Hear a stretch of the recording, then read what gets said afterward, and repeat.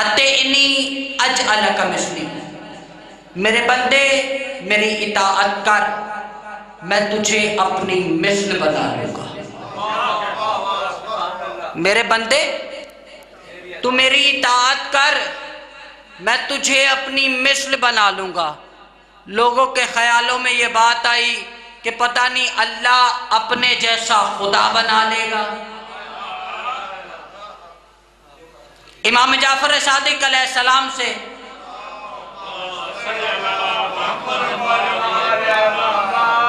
تھوڑی تھوڑی توجہ کریے گا، آپ کا مہمان ہوں۔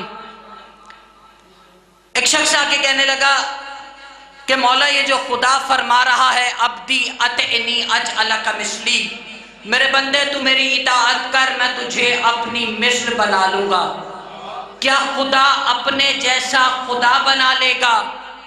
کہ نہیں نہیں، خدا جو کہہ رہا ہے عبدی اطعنی اجعلک مثلی، میرے بندے تو میری اطاعت کر، میں تجھے اپنی مثل بنا لوں گا۔ خدا کے کہنے کا مطلب یہ ہے، میرا چھٹا امام کیا فرما رہا ہے، آپ کی توجہ چاہتا ہوں، میں کہہ رہا ہوں رسول نے، خدا نے کیا فرمایا، عبدی اطعنی اجعلک مثلی، میرے بندے تو میری اطاعت کر، میں تجھے اپنی مثل بنا لوں گا۔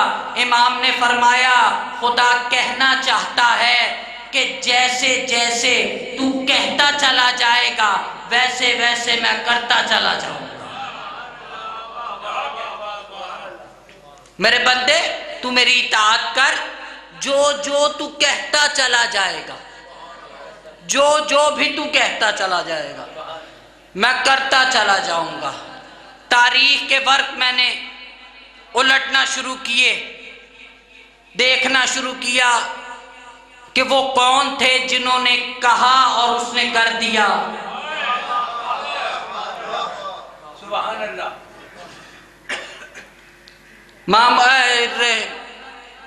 امام رضا علیہ السلام کو دعوت پہ بلایا گیا، ایک مرتبہ آواز بلند کرو۔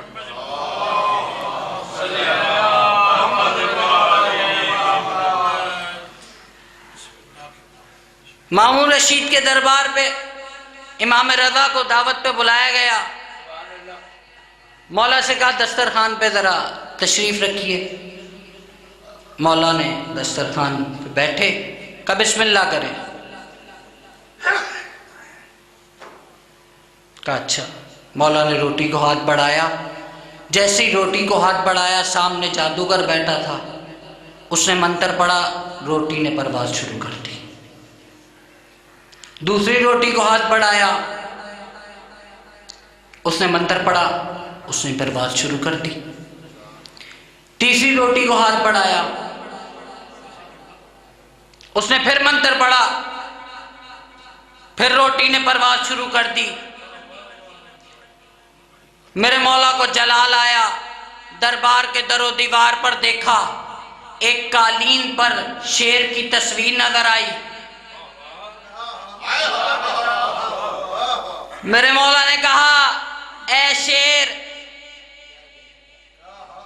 شیر ہو جا، اے شیر، شیر ہو جا، وہی بات عبدی اطعنی اجعلک مثلی، میرے بندے تو میری اطاعت کر، میں تجھے اپنی مثل بنا لوں گا۔ میرے مولا نے صرف دیکھا، شیر قالین سے نکلا، تمام جادوگروں کو بھی کھایا، دسترخوان کو بھی کھایا۔ جیسے ہی بادشاہ کے قریب پہنچا، میرے مولا نے روکا، کوئی تو کہے۔ میرے مولا نے ہاتھ بلند کیے ہوں اور ہاتھ بلند کر کے کہا ہو بار الہ اس قالین کے شیر کو شیر کر دے۔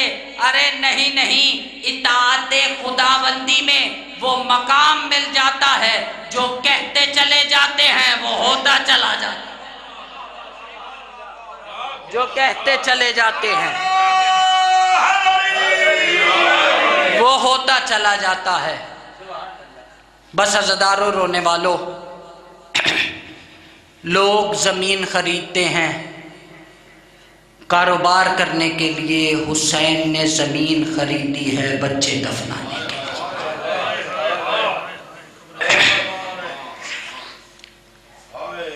حسین نے زمین خریدی ہے بچے دفنانے کے لیے۔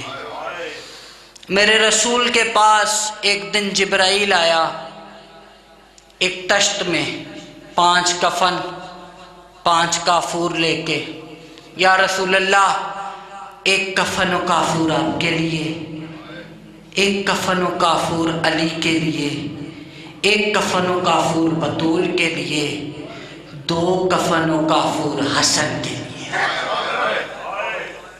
میرا مولا حسین یہ منظر دیکھ رہا تھا، تڑپ گئی میری بی بی اور تڑپ کے کہا بابا میرا لال حسین اتنا غریب ہے کہ اس کے لیے جنت سے کفن بھی نہیں آیا، اس کے لیے جنت سے کافور بھی نہیں آیا۔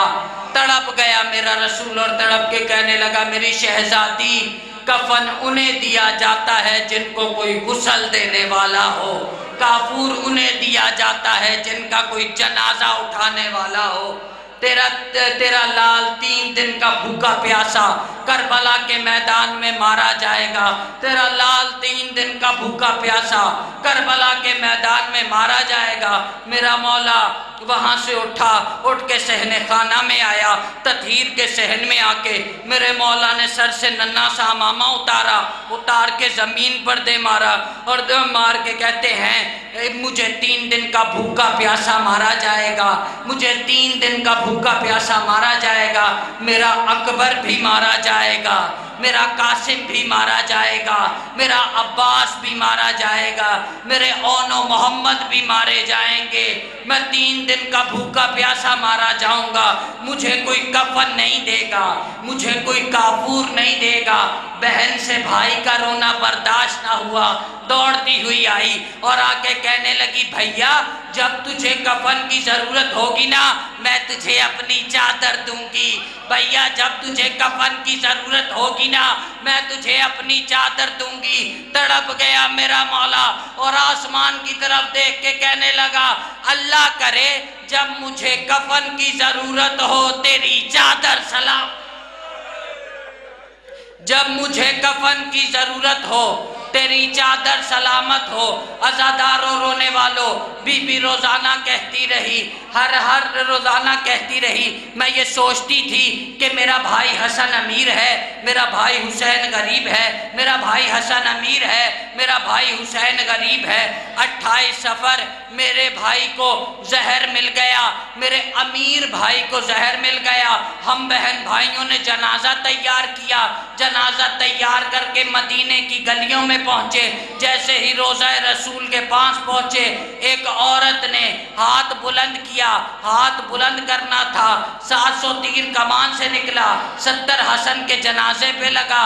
جیسے ہی حسن کے جنازے پہ لگا میرا مولا حسین جنازہ لے کر گھر واپس آئے۔ جیسے ہی گھر واپس آئے بی بی دوڑتی ہوئی آئی اور حسین کو آ کے چومنا شروع کیا۔ جیسے ہی حسین کو چومنا شروع کیا بی بی فضہ نے سوال کیا جنازہ حسن کا آیا ہے چوم حسین کو کیوں رہی ہیں؟ جنازہ حسن کا واپس آیا ہے چوم حسین کو کیوں رہی ہیں؟ تیر نکالتی ہیں چومتی حسین کو ہیں، تیر نکالتی ہیں چومتی حسین کو ہے، تیر نکالتی ہیں چومتی حسین کو ہیں۔ کہا ماں میں ساری زندگی سوچتی رہی میرا بھائی حسن امیر ہے، میرا بھائی حسین غریب ہے، میرا بھائی حسن امیر ہے، میرا بھائی حسین غریب ہے۔ اماں میرے امیر کے جنازے کا یہ حال ہے، اماں میرے غریب کے جنازے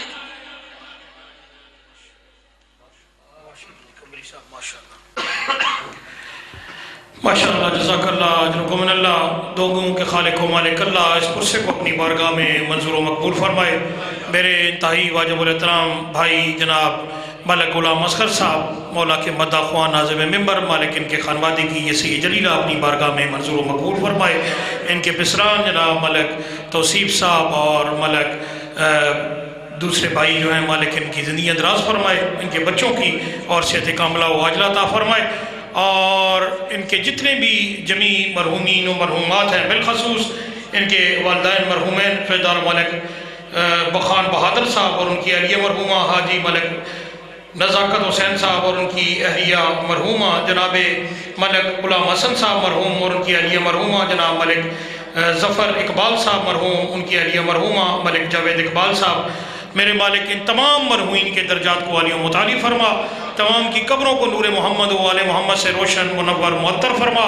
میرے مالک اس فرش عزا کے جتنا بھی اجر و ثواب ہے اس میں کئی گنا اضافے کے ساتھ جتنے بھی اس خانوادے کے پیر و جماع خرد و کلاں برادران خوران یہ دنیا چھوڑ کر چلے گئے رائے ملک عدم ہوئے، مالک ان کے نام اعمال میں درج فرما۔